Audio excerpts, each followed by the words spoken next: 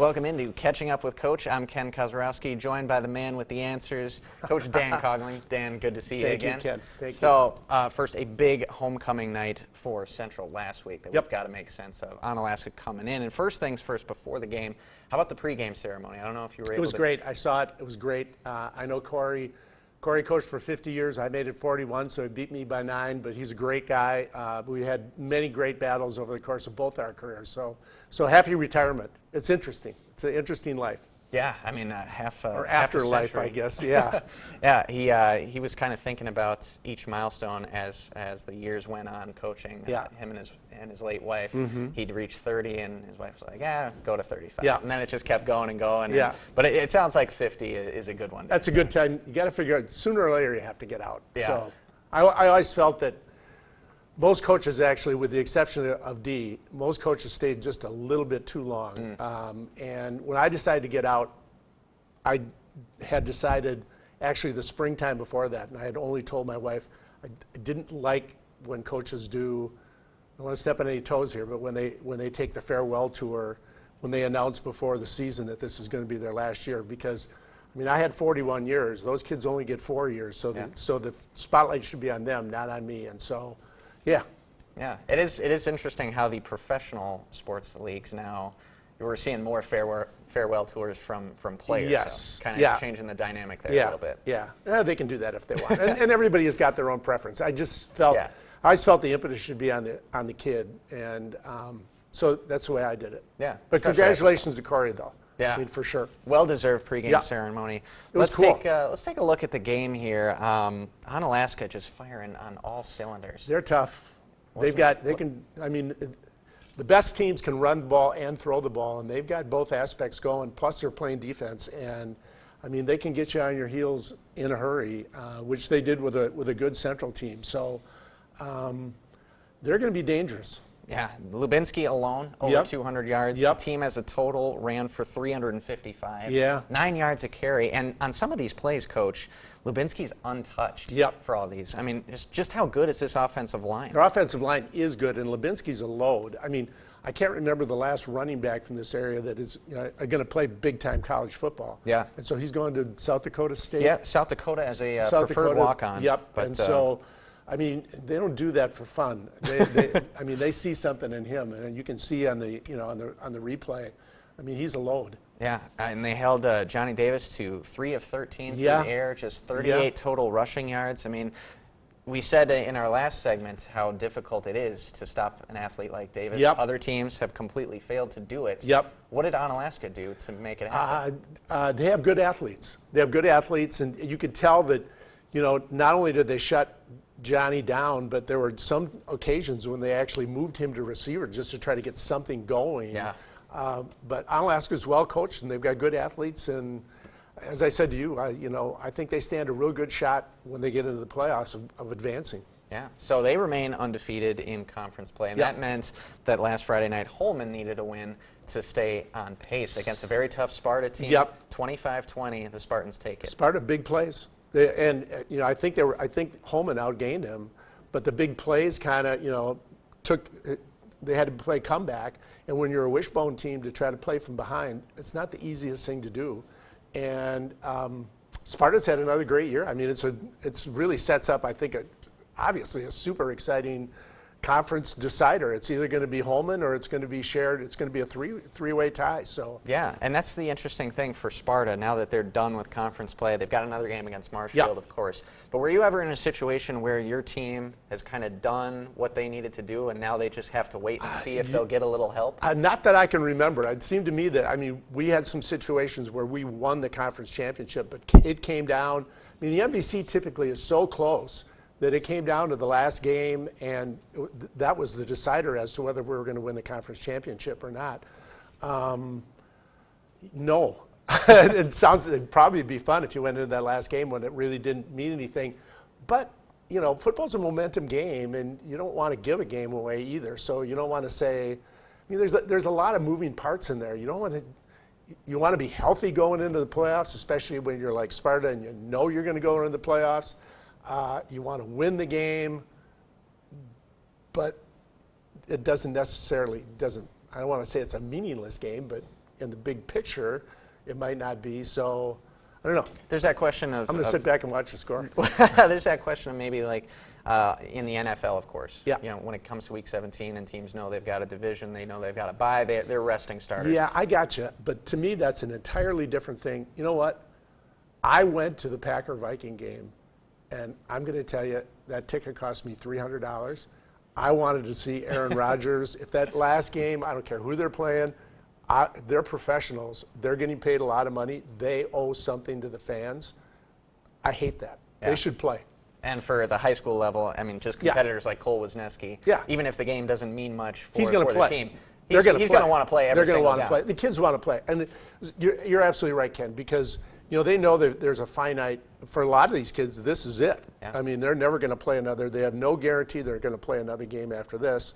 So, yeah, they'll go out and play. All right. So we are looking ahead to a really intriguing Friday night, of course. Sparta's going to be looking on with interest as well. Yep. When it comes to this Onalaska-Holman game, what's going to be a key to victory for either side?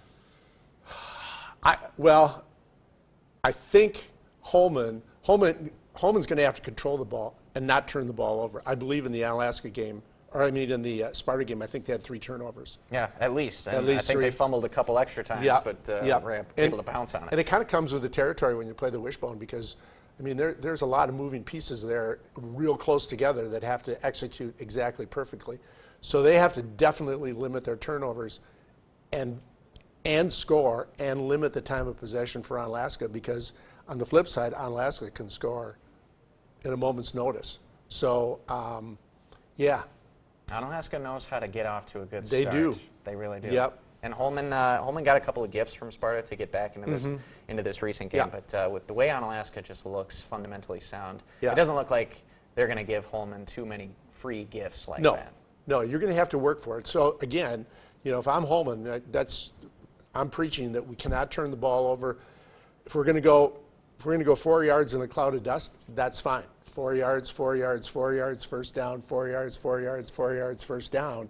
And we can't turn the ball over to that explosive Onalaska offense. Yeah. So we will look forward to that. For sure. That's going to be a great game. Yeah. All right, let's wrap things up with the NFL. We got to talk Packers here. Okay. The entire nation is talking about the fallout from this one. First, let's just break it down a little bit chronologically. A lot of good defensive play for the Packers. Once the Lions got inside the Green Bay 30-yard line. Yeah. 5 field goals in total. I mean, they started off with a really aggressive flea flicker calling. Yeah. And Jair Alexander made a great tackle. But once they get into that 30-yard line, I don't know what it was. Well, the field gets shorter. So those zones, all of a sudden, you can't run by King anymore because he doesn't need to run that far with you. So you don't get that, you don't get that long run. And I think the Packers kind of figured, I don't know, Matthew Stafford is an interesting, he's got great tools, but he just seems to make a mistake. How do you fall down? I'd like to know how everybody was falling down on that field anyway. Yeah, tripping over a lineman at one point. But the Smiths do have to get some credit for some of their key drive-killing sacks that they made. Yeah, the Smiths are tough. I mean, as we were talking earlier, Gutekunst did his homework for sure to pull those 2 guys out. And just to watch them, as we were saying, just to watch how they work together, I think is just, it's fascinating. Even to the extent of how they hold their press conferences together. Yeah. I think it's very cool. It's something new. It's a new bit of energy that we see. I mean, it's just infectious as well. I mean, it's kind of I'm a little bit older than you, Kenny. I actually had a ticket to the Ice Bowl game when I was in high school. Didn't go though. It was too cold. So I've been following the Packers, all through the Bart Starr. I have Bart Starr's autograph when he was here in La Crosse. But this is a different kind of a team. I really like the way things are kind of happening with this team. There's a cohesiveness and a momentum that they have that I have not seen probably since Reggie White was there. Yeah. There's just kind of an infectious kind of a thing that's going on with them. Yeah, it's really invigorating with defense. Yeah. Offensively, I think it's taken a couple weeks for LaFleur's system to kind of find its rhythm. Yeah. But it looks like things are really coming together. Aaron Rodgers looked fantastic. He looked really good. And just as an insider look, the 2 guards and the center, their running scheme is called inside zone. So it's basically two of the guys are going to double team on whoever the offensive lineman is, either in between them or over the top of one of the two of them.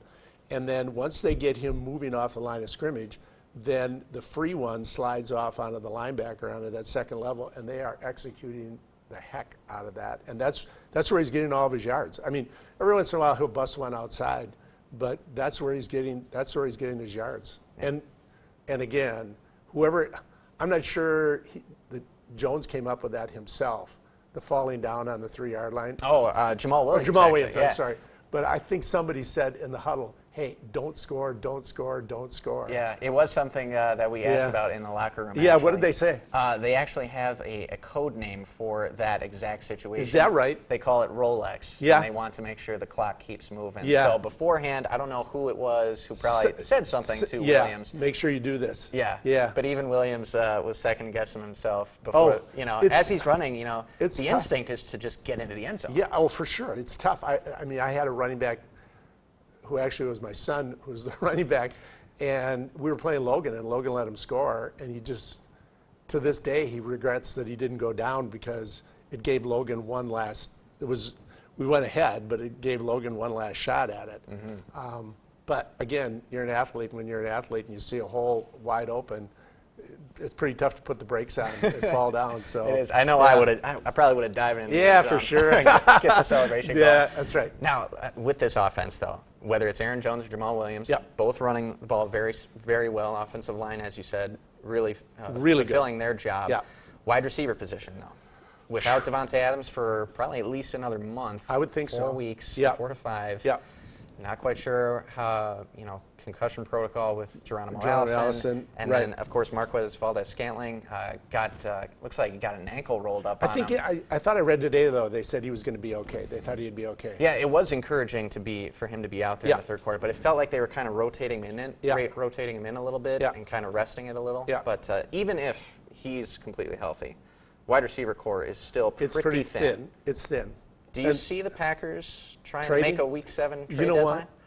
I was listening yesterday on Wisconsin Sports Talk Radio, and a guy called in and really knew his stuff. And there are just very few receivers that are out there that are possible to get. I don't know. You'd have to go Dolphins, maybe. Somebody that's just absolutely out of it. Yeah. And maybe they have a guy that they want to get rid of, but then what do you have to give up to get him? Lazard looked good. They have 3 tight ends on their roster. Maybe that's a situation where you reconfigure your receiving core and use one of those tight ends more. I don't know. I'm sure they're scratching their head out there, at least taking a look at the board and just to see what's out there. Yeah, it is tough. I hear the name Emmanuel Sanders a lot out of Denver, but I just with the nature of trades, it's just so rare across the league. It is. And Denver's still kind of in it. Yeah, after the last couple of weeks. Yeah. Well, just to look at the big picture, I hope people take a look at the North Division.